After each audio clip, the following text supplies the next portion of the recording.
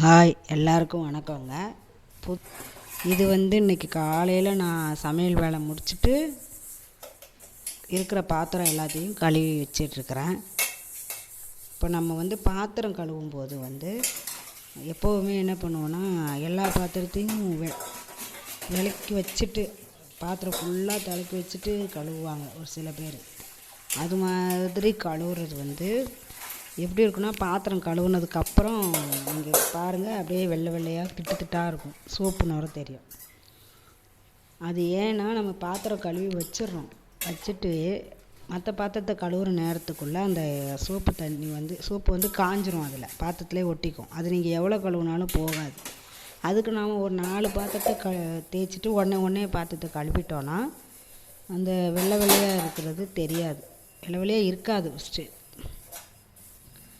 அதே மாதிரி பாத்திரம் கழுவிட்டு நம்ம அந்த கூடையில் போடும்போது நம்ம அந்த பாத்திரத்தை கவுத்தி தான் போடணும் எப்போவுமே. அந்த தண்ணி நிற்கும் இருக்கும், பாத்திரத்தில் ஒட்டிகிட்டு இருக்க தண்ணி எல்லாம் நீங்கள் கவுத்தி போடாமல் இருந்தால் அது அப்படியே இருக்கும் அந்த பாத்திரத்தில். கவுத்தி வச்சிட்டிங்கன்னா அந்த தண்ணியெல்லாம் நல்லா வடிஞ்சிடும். அதை விட நமக்கு இட வசதி இருந்தால் வெயிலில் உடனே பாத்திரம் விளக்கி வெயிலில் காய வச்சிட்டோன்னா அந்த தண்ணி பூரா காஞ்சிரும். அது ரொம்ப நல்லது. நிறைய பேர் வீட்டில் அது மாதிரி இருக்காது. ஏன்னா அப்பார்ட்மெண்ட்டு வீடு, இது மாதிரி பிஸியான ஏரியா, சென்னை சிட்டி அந்த மாதிரி இடத்துல இருக்கிறவங்களுக்கு இட வசதி இருக்காது, வெயிலில் காய வைக்க முடியாது. அதுக்கு நாம் என்ன செய்யலாம்னா, பாத்திரத்தை கவுத்தி வச்சு கொஞ்சம் நேரம் காய வச்சிடணும், தண்ணி நல்லா வடிய வச்சிடலாம். நான் எப்போவுமே பாத்திரத்தை விளக்கும் போது என்ன பண்ணுவேன்னா, அந்த சோப்பு இருக்குது பார்த்தீங்களா, பாத்திரம் கழுவுற சோப்பு, அதை ஒருத்தவங்க என்ன பண்ணுவாங்க, அப்படியே எடுப்பாங்க. அப்படி இல்லாமல் நல்லா தண்ணி விட்டு இது பண்ணிட்டிங்கன்னா கொஞ்சம் ஈரமாக இருக்கும், சோப்பு நிறைய கரையாது, நிறைய வீணாகாது, கொஞ்சமாக ஆகும்.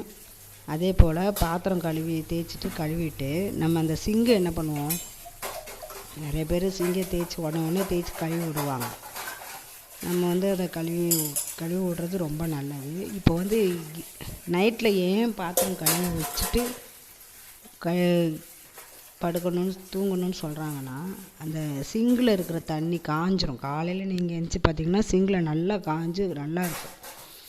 அதை விட்டு ஒருத்தவங்க என்ன பண்ணுவாங்கன்னா, பாத்திரம் ஃபுல்லாக அந்த சிங்கு ரொம்ப நிறைய வச்சுட்டு தண்ணி தெளிக்கிறேன், தண்ணி இது பண்ணுறேன்னு பாத்திரத்தில் இருக்க தண்ணியெல்லாம் இருக்கும், அழுக்கு தண்ணி இருக்கும். அப்புறம் அந்த தண்ணி தெளிக்கிறோன்னு வைப்பாங்க, அது என்ன செய்யும், அந்த சிங்கில் இருக்கும் தண்ணி, பாத்திரமும் கிடக்கும். காலை வரைக்கும் அந்த அழுக்கு தண்ணி அந்த சிங்கிலே இருந்தால் அது ஒரு மாதிரி ஸ்மெல்லு வர ஆரம்பிச்சிடும், நாற்றம் எடுக்க ஆரம்பிச்சிடும். அது பாத்திரத்தோடு சேர்ந்து நாற்றம் எடுக்கும், ரொம்ப கஷ்டமாயிடும்.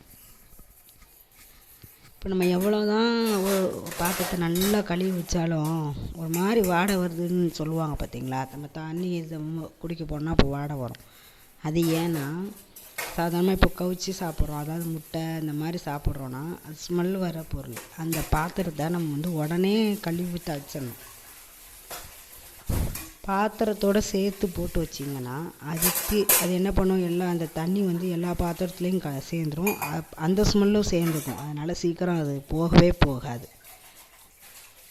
இன்னொன்று, நம்ம பாத்திரம் எவ்வளோ தான் நல்லா கழுவி வச்சாலும் சமைக்க போகிறோம்ல, இப்போ ஏதாவது குழம்பு எதனா வைக்கிறோன்னு வைங்க, அப்போ என்ன செய்யணும்னா, அந்த வானலில் கொஞ்சம் தண்ணி ஊற்றி சூடு பண்ணி அந்த சூடு தண்ணியில் நல்லா கழுவி ஊற்றிட்டு அதுக்கப்புறம் சமைக்க ஆரம்பிக்கணும். அது எந்த பாத்திரமாக, பால் காய்ச்சிற பாத்திரமாக இருந்தாலும் சரி, வானலாக இருந்தாலும் சரி, குக்கராக இருந்தாலும் சரி, இது மாதிரி பண்ணிங்கன்னா கொஞ்சம் உங்களுக்கு அது ஹைஜீனிக்காக இருக்கும், கிருமி இருக்காது.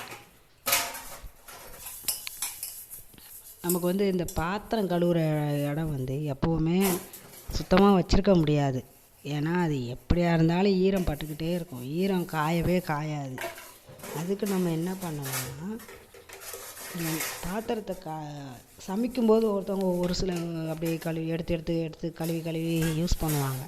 அந்த மாதிரி இல்லாமல் எப்போவுமே சமைக்கிறதுக்கு முன்னாடியே சமைக்க முன்னாடி எல்லா பாத்திரத்தையும் கழுவி வச்சிடணும். நமக்கு தேவையான பாத்திரத்தை கழுவி காஞ்ச பாத்திரமாக யூஸ் பண்ணணும், அப்போக்கப்போ கழுவி யூஸ் பண்ணக்கூடாது. அது அடுத்த விஷயம், சிங்க்கு அடிக்கடி அடைச்சிக்கும். நிறைய அந்த குப்பை இதெல்லாம் நம்ம அந்த பாத்திரத்தில் 1-2 குப்பை தான் இருக்கும், நமக்கு தெரியாமலே அந்த சிங்கில் விழுந்துடும்.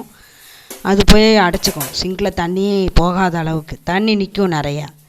அதுக்கு நம்ம வந்து வாரத்துக்கு ஒரு வாட்டியாவது அல்லது அட்லீஸ்ட் மாதத்துக்கு ஒரு வாட்டி சிங்க் கிளீனர்னு ஒரு விற்கிது கடையில்.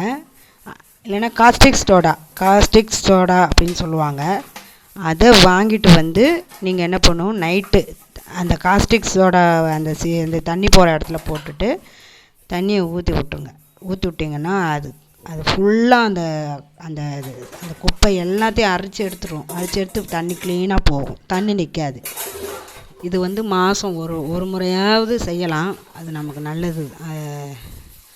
வீண் செலவை தவிர்க்கலாம் இது மாதிரி பண்ணிங்கன்னா. காஸ்டிக் சோடா வந்து அதிக விலை விற்காது. அது வந்து கைப்படக்கூடாது. ஆனால் கைப்படாமல் கையில் பட்டுருச்சுன்னா அவ்வளோதான். அது வந்து கொஞ்சம் எட்ட நின்று தான் யூஸ் பண்ணணும். இல்லாட்டி சிங்க் கிளீனர்னு கடையில் விற்கிது, அது வாங்கிட்டு வந்து நீங்கள் யூஸ் பண்ணலாம். அது பிரயோஜனமாக இருக்கும் நமக்கு. தண்ணி நான் இவ்வளோ நேரம் சொன்னது எல்லாரும் வீட்டில் செய்கிற ஒரு விஷயந்தான். பாத்திரம் கழுவுறவங்க நிறைய பேர் அது மாதிரி தான் கழுவுவாங்க. இருந்தாலும் இப்போ புதுசாக வேலையை கற்றுக்குறவங்க இருப்பாங்க. நிறைய பிள்ளைங்க, சின்ன பிள்ளைங்கள்லாம் இருப்பாங்க. இப்போ தான் வீட்டு வேலையே நாங்கள் இது வரைக்கும் செஞ்சதில்லை, இப்போ தான் புதுசாக வேலை செய்ய ஆரம்பிச்சிருக்கிறோம், நாங்கள் தனியாக ஹாஸ்டலில் போய் தங்கி இருக்கிறோம், வேலைக்கு போகிறோம் அப்படின்னு இருப்பாங்க பிள்ளைங்கள்லாம்.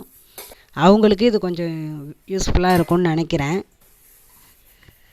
இந்த வீடியோ பார்க்குறவங்களில் நான் சொன்ன மாதிரி பாத்திரத்தை கழுவுனோடனே கவுத்தி வைக்கிறது, அப்புறம் நைட்டே பாத்திரத்தை கழுவி வச்சுட்டு காலையில் ஃப்ரெஷ்ஷாக பாத்திரம்லாம் க்ளீனாக இருக்கும், அது மாதிரி யூஸ் பண்ணுறவங்க, தண்ணியை சிங்கில் தண்ணியை வந்து அதிகமாக தேக்கி வச்சுருக்காம அந்த தண்ணியை வந்து ரிமூவ் பண்ணிகிட்டே இருக்கணும், அது மாதிரி இருக்கிறவங்க இருப்பீங்க. அப்படி இருக்கிறவங்க இருந்தீங்கன்னா கமெண்ட்டில் சொல்லுங்கள். நான் இவ்வளோ நேரம் பேசுனது உங்களுக்கு பிரயோஜனமாக இருந்துச்சுன்னா வீடியோவை லைக் பண்ணி சப்ஸ்கிரைப் பண்ணுங்கள். இந்த மாதிரி சின்ன சின்ன குறிப்புகள், பூஜை அறை குறிப்புகள், சமையலறை குறிப்புகள், அப்புறம் வீடு பராமரிப்பு குறிப்புகள், எனக்கு தெரிஞ்ச விஷயத்த நான் வர வீடியோக்களில் உங்களுக்கு சொல்கிறேன். இவ்வளோ நேரம் பேசுனது வந்து நான் ஸ்கிரிப்டாக எழுதி வைக்கல, சும்மா ஃப்ளோவில் வந்ததை எனக்கு தெரிஞ்ச விஷயத்த சொல்லிக்கிட்டு இருந்தேன். இதில் ஏதாவது குறைகள் இருந்தால் சொல்லுங்கள், கமெண்ட்டில் சொல்லுங்கள். இவ்வளோ நேரம் வீடியோ பார்த்ததுக்கு எல்லாருக்கும் நன்றி. இந்த சேனலுக்கு உங்களோட ஆதரவை தெரிவிங்க. இன்னும் கொஞ்ச நேரம் அந்த வீடியோ போகும், பார்த்துட்டு வெளியில் வாங்க. மீண்டும் சந்திப்போம்.